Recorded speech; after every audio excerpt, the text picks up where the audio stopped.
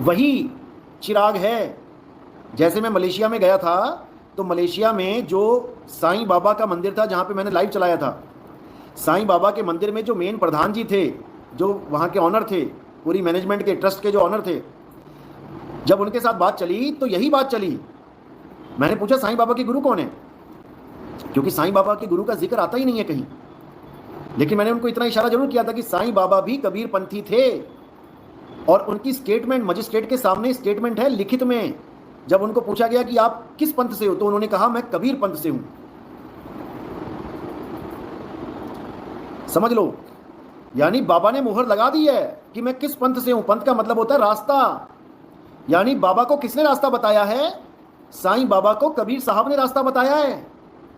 सबका मालिक एक है, सबका मालिक एक है, लेकिन वो कभी ये नहीं बोले कि सबका मालिक एक वो कौन है।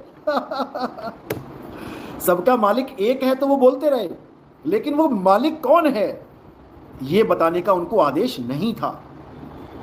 किसी संत को आदेश नहीं था, वरना सारे संत बता देते कि सबका मालिक कौन है। लेकिन ये ज्ञान गुप्त रखने के लिए बोला गया।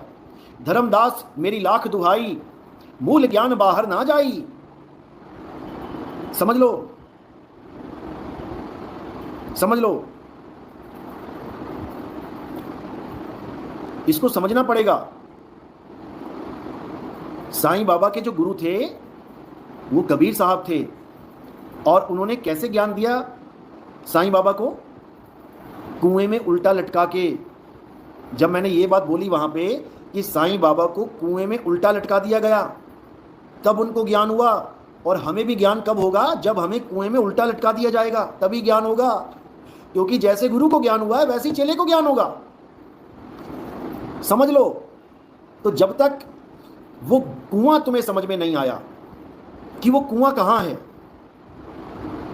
तब तक तुम्हें भी ज्ञान नहीं हो सकता।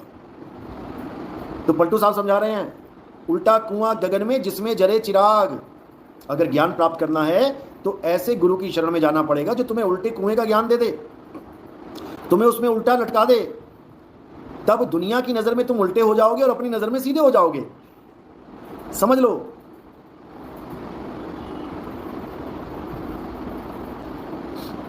G7 साईं बाबा के गुरुजी का आज पता चला मुझे 26 की एज में। ओ मेरे राम, शुक्र करो कि 26 की एज में पता लग गया।